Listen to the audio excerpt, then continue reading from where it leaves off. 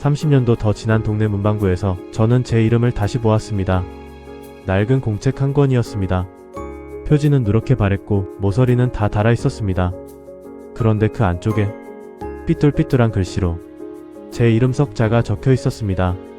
그리고 그 옆에는 이렇게 쓰여 있었습니다. 쫀득이 2개, 아폴로 하나, 딱지 한 묶음, 오락기 50원, 합계 350원. 저는 그 글씨를 보는 순간 괜히 웃음이 났습니다. 아 맞다. 그땐 그랬습니다. 학교 끝나면 곧장 집에 가는 아이는 별로 없었습니다. 책가방을 한쪽 어깨에 걸치고 실내화 주머니를 질질 끌며 동네 문방구 앞에 모였습니다. 문방구 앞에는 늘 아이들이 있었습니다. 누군가는 쫀득이를 불에 살짝 구워 먹었고 누군가는 100원짜리 뽑기 앞에서 숨을 참고 종이를 긁었습니다. 유리병 안에는 형형색색 사탕이 들어있었고 카운터 옆에는 아폴로, 쫀득이, 꾀돌이, 라면땅이 줄지어 놓여 있었습니다. 한쪽 구석에는 작은 오락기가 있었습니다. 동전 하나 넣고 비행기를 쏘거나 벽돌을 깨거나 친구가 하는 걸 옆에서 구경만 해도 시간 가는 줄 몰랐습니다. 그 시절 300원은 어린 우리에게 꽤 큰 돈이었습니다. 하지만 문방구 아주머니는 돈이 없어도 그냥 돌려보내지 않았습니다. 내일 가져와. 엄마한테 말하고 가져와. 이번만 적어둔다. 그 말이 참 무섭기도 하고 참 고맙기도 했습니다. 그날도 저는 돈이 없었습니다. 집에는 늘 돈이 빠듯했습니다. 아버지는 새벽에 일하러 나가셨고 어머니는 시장에서 반찬거리를 고르실 때마다 한참을 망설이셨습니다. 저는 그런 집 사정을 알면서도 문방구 앞을 그냥 지나치지 못했습니다. 친구들이 다 먹는 쫀득이 하나, 다 아는 뽑기 한 번, 다 모으는 딱지 한 묶음. 그게 왜 그렇게 갖고 싶었는지 모릅니다. 그래서 저는 아주머니에게 말했습니다. 아줌마 외상돼요?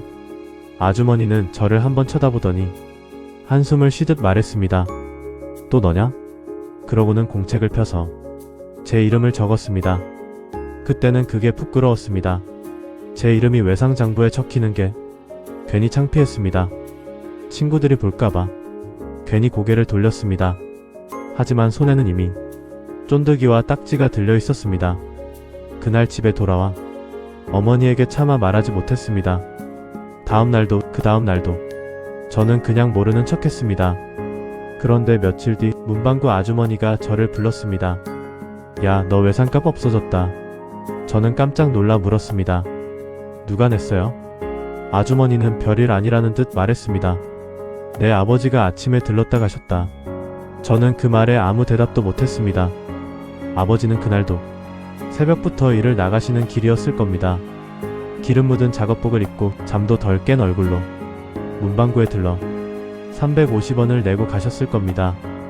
그리고 집에 와서는 제게 아무 말도 하지 않으셨습니다. 혼내지도 않으셨고 티 내지도 않으셨습니다. 그냥 저녁밥을 드시며 평소처럼 물으셨습니다. 숙제는 했냐? 그땐 몰랐습니다. 그 말 안에 얼마나 많은 마음이 숨어 있었는지 어른이 되고 나서야 알았습니다. 그 시절 부모님들은 사랑한다는 말을 잘하지 못했습니다. 대신 말없이 외상값을 갚아주고 도시락 반찬 하나 더 얹어주고 비오는 날 우산을 들고 골목 끝에 서 있었습니다. 문방구 아주머니는 이제 8순이 넘었다고 했습니다. 가게는 곧 문을 닫는다고 했습니다. 정리하다가 나온 오래된 장부라며 제게 그 공책을 보여주셨습니다. 저는 한참 동안 그 낡은 장부를 넘겼습니다. 거기에는 제 이름만 있는 게 아니었습니다. 동네 친구들 이름도 있었습니다. 어떤 아이는 공책값이 밀렸고 어떤 아이는 크레파스 값이 적혀 있었고 어떤 아이는 라면땅 2봉지가 적혀 있었습니다.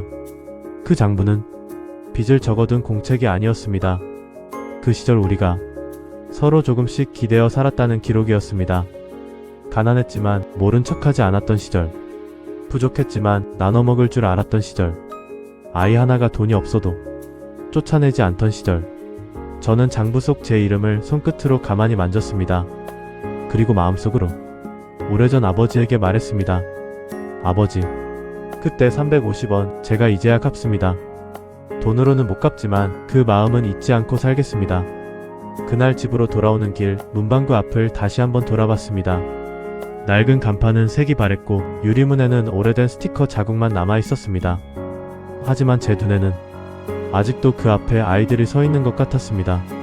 책가방을 맨 아이들, 손에 쫀득이를 든 아이들, 그리고 멀리서 작업복 차림으로 걸어오던 젊은 아버지의 모습까지.